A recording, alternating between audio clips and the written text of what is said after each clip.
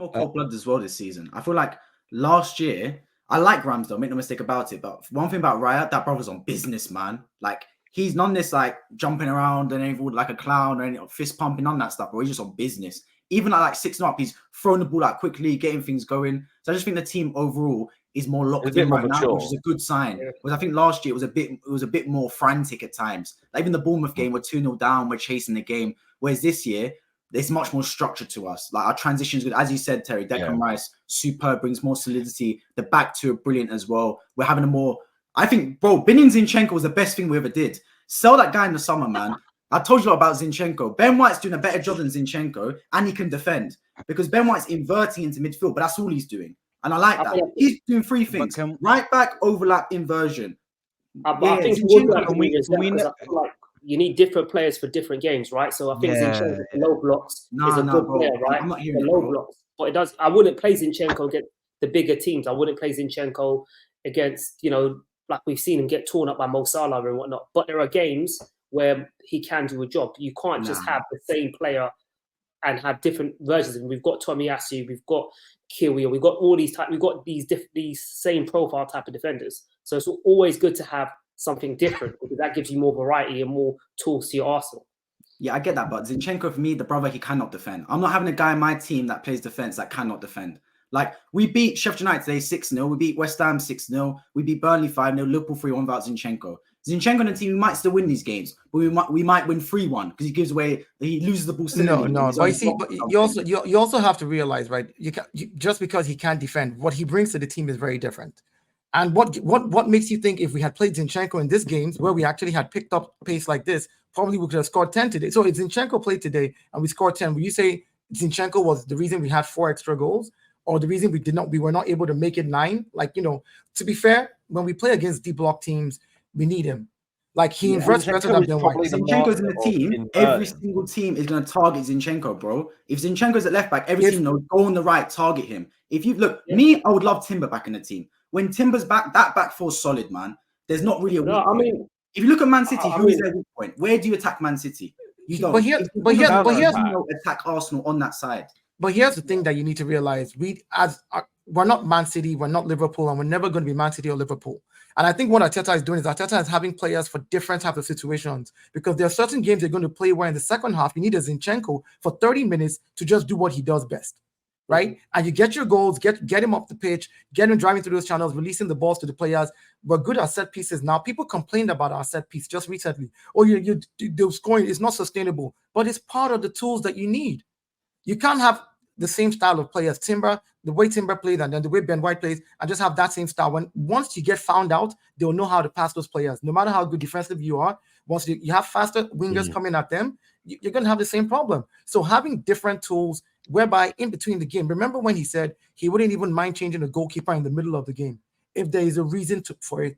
If you're playing a game where it sounds crazy. Let's be honest, it sounds crazy, but the game is changing. In the last 10 years, we've seen this game change massively. It's gone from the times where we had players, it was like, okay, the big man scorers, the Didier Drogbas, drop the ball in there, turn around and shoot. How many people are turning around and shooting right now? See what I'm saying? So it's changed.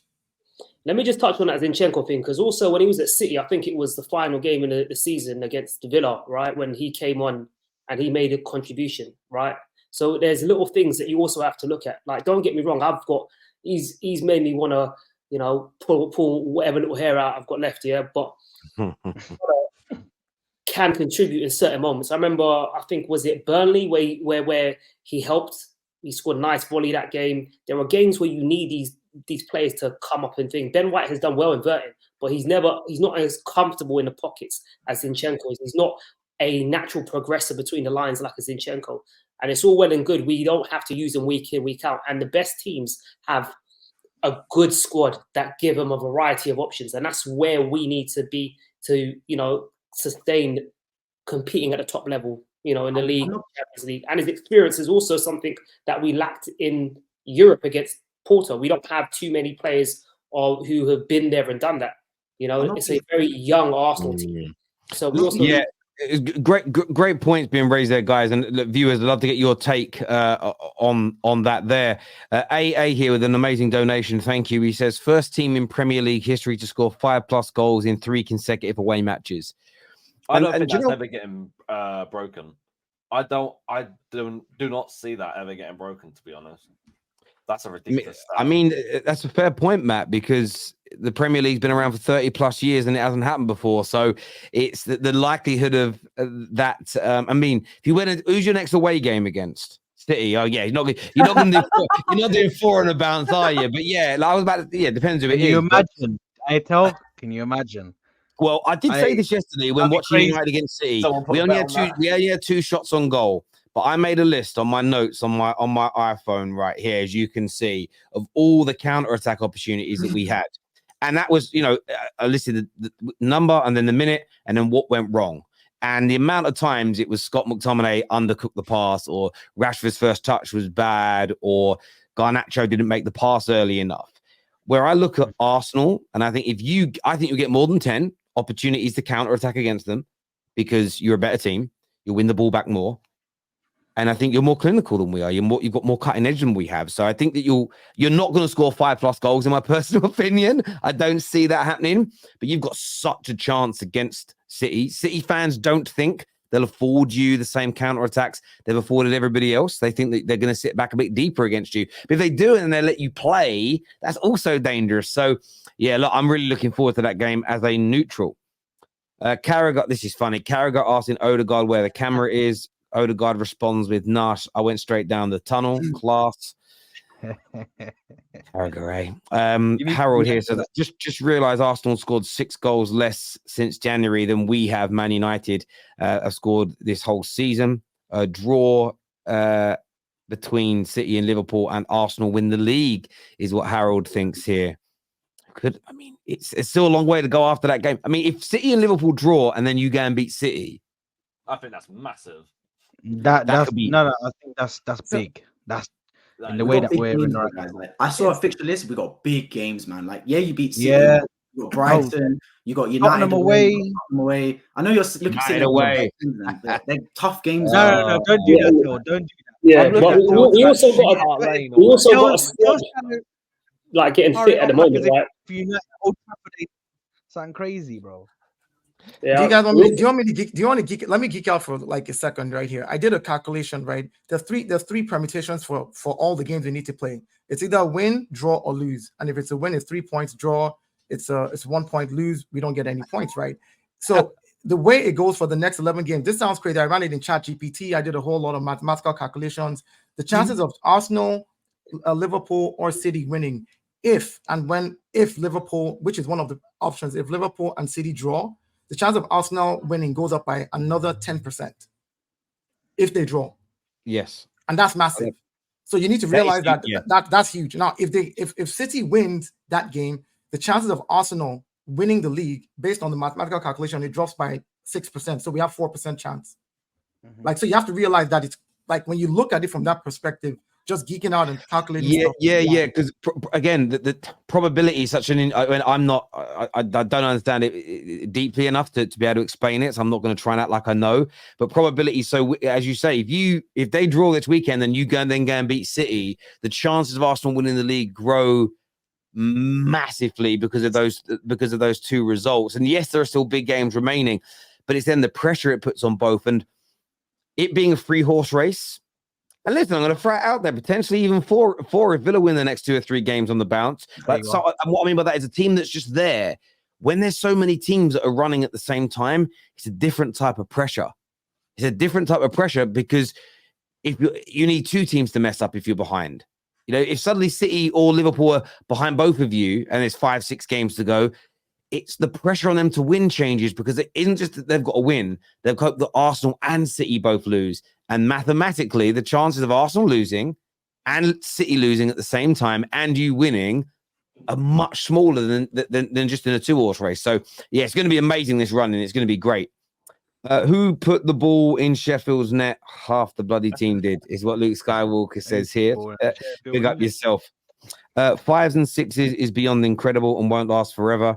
We have the quality to win it, but it's whether we can do it at the Etihad, Old Trafford, etc. Don't worry about Old Trafford. Easy ground for everybody this year, brother. Easy pickings at Old Trafford. It's not. There's something about that ground, man. If there's 2 games left, right, and Arsenal can win the league and to stop City and Liverpool doing it, what's the chance of Man United doing a little bit of a jinky majinky? Professionals don't do it. And I know there are some Man United fans, especially the Southern Man United fans, that don't want Arsenal to win it. But to stop City doing a 4-peat, that matters more to me, by the way, than stopping Liverpool. Stopping that 4-peat, I just can't express enough how that's important to all of us. Not just for you, because it's records. You know, it's like if somebody did like an invincible, but did it with 20 more points than you, that would hurt. If they did something, they did an invincible, similar points, similar ratio, it wouldn't matter. But if they did a better version of what you've done, like we've done 2 3-peats, if they can do a 4-peat, it's just, I can't, man. It's killing me. As an Arsenal fan, I felt bad for Sheffield United. 3 goals in the first 15 minutes is a madness. Arteta wanted to make a point. Yeah, they were leaving really early, weren't they? Too much celebrating happiness on the panel.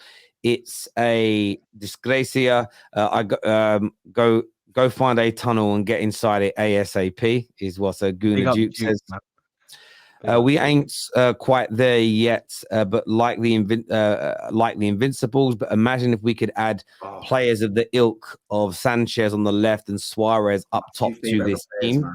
I love those 2 players. Sanchez and Sanchez. The dopamine I got from watching Sanchez was crazy, man. That guy was Ozil, bro. Him and Ozil, that connection. Ozil I like, but Sanchez for me was just something else, bro. Like every game, I used to model like playing off Sanchez. Do you know what's mad? When we signed Sanchez from you, I was so excited because of what he'd done for you guys. That's probably one of my biggest disappointments in terms of, because he had everything. It was what he did, but he's proven. He's done it here. This has got to work. That fucking piano upset the football gods. I'm telling you. Terry, I remember you the team, you know, signing a superstar to take this team forward. I don't feel like we've got enough of those type of players that give us like moments. We haven't got those moments players yet. When you look at City, when you look at Liverpool, they've got players like Salah, you know, KDBs, Haaland's, world-class players that give them the moments for cup competitions, Europe, etc. I think that's probably the next phase. I don't want to use that word, I hear you, boys. Move forward. Peace World here says, Terry, I remember you and KJ bantering, asking if we were back after a win when we were 8th. We're back. Yeah, it's funny you say that, Peace World, because a lot of people think all I do is praise Arsenal. Go back 3 years and see what I'm saying about Arsenal. From me as a long-term viewer, Tell used to be a prick. When he talk about Arsenal, he used to be a prick about it. Now looking back with hindsight, how right was I about your club, generally speaking? No, you were. But the thing is, the change now, people think that he's just listen, this guy right here is one of the most objective. I'm gonna call out a lot of YouTubers without saying their names. Last year, every YouTuber around was DMing me, why are you saying Arsenal was scary? Why would you praise rival? I'm like, well, I've always done this. You just haven't noticed because Arsenal hurts your feelings. Now, all these sons of bitches are using words like Arsenal were amazing, Arsenal were scary, doing shock picks like this. I'm like, you man were telling me to stop doing that because this is what they would do to me. We ain't scared, bruv. We ain't scared. When a man does that, that means he's fucking shook as hell. That means he's proper. Like, now they're all doing it. I'm like, oh well, you know. And I had the audacity of one of my haters said to me, Terry, what have you ever innovated in the YouTube world? I was like, well, let's just ignore the fact that I did the first ever watch along. I just didn't enjoy doing them. There's just that Arsenal being scary or praising rivals is my thing. I'm just going to claim it. I don't care if it ain't even true.